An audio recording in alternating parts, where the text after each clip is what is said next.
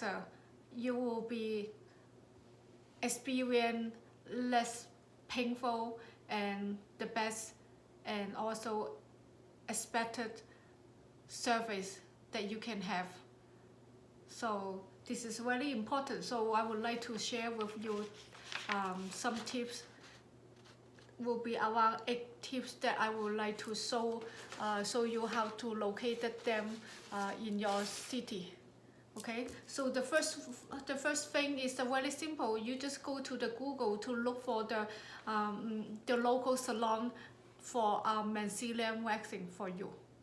So the second thing is you have to do is to check the reviews for that particular person or that particular salon.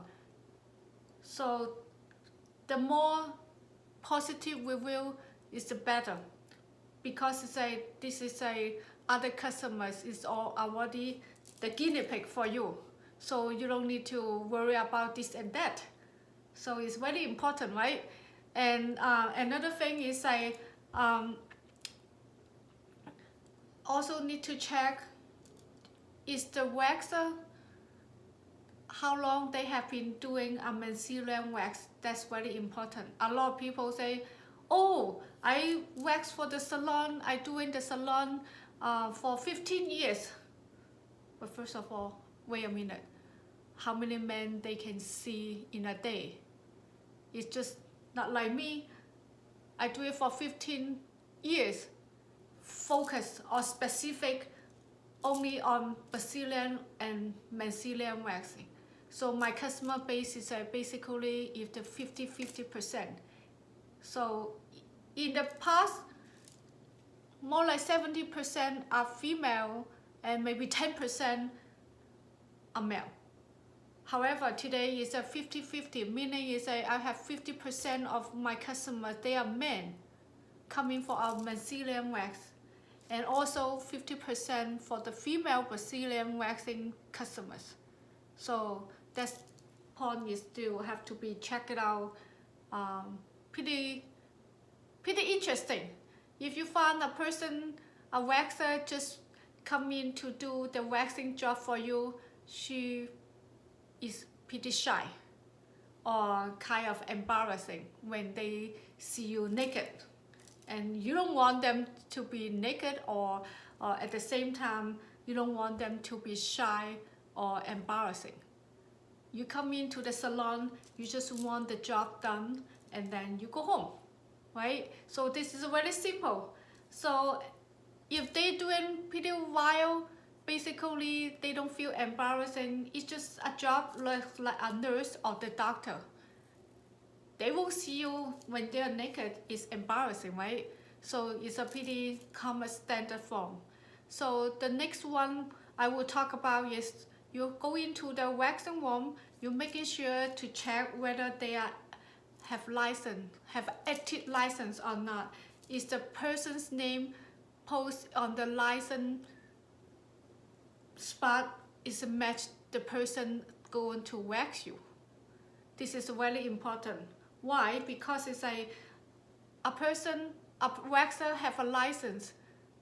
When they do their job, they have insurance. They have a protected. So when you do the service, when you get the service from them, you also get protected too. So this is very important. If you agree, you can comment below, agree. And so the next thing I will talk about is the kinds of the wax that being used for a Manzilian waxing or Brazilian waxing. So basically, I would suggest, highly recommend to use hard wax, because hard wax is for a lot of the time for very sensitive skin. And strip wax, normally I will use for the cleanup. So hard wax is what does it mean is hard wax? What is the difference between the hard wax and also the soft wax? Hard wax is the wax that put it on and leave it for a few minutes and then rip it off. So then the hair will come out, the skin smooth. Strip wax is the wax that put it on and then use a piece of fabric to rip it off, the hair will come out. So, which is kind of painful. Especially when you have a high density of hair amount, so hard wax might work better than the strip wax. So easy, nice, clean, less painful. This is the most ideal situation to be waxed. So hard wax, remember when they doing a Manzilian wax for you, making sure they apply for the hard wax. Clean up can be strip wax. So next we are going to talk about a waxer when she or he start to wax you, making sure she have wear the glove. Why is so important? Because with the glove on the hand and then wax you, especially on the naked skin, it will help to prevent any bacteria or infections for both, for you and also for the waxer too. And then if a very good experienced waxer, it will take about like 20 minutes to half an hour. Should not be longer than 45 minutes or an hour, unless you want her or him to stop all the time. Wait. So I will highly recommend that finish up most of the hair quicker, so then you can relax and enjoy the music. So this is also a good tips for waxer or for customers. So and then whenever basically she will tell you it's done, make sure one thing, check the work, whether flip over or take a look, see whether all the hair will be gone or still have some wax left over. So you still have some wax reduced. Basically you can go home and then clean it up, but you pay for it. Why not have a nice and clean skin, so you go home and take a shower and be smooth and enjoy the hair free. And then of course they will take a look whether is this what you expected. And then the next one, I was saying that a professional waxer will educate you some information or some ideas.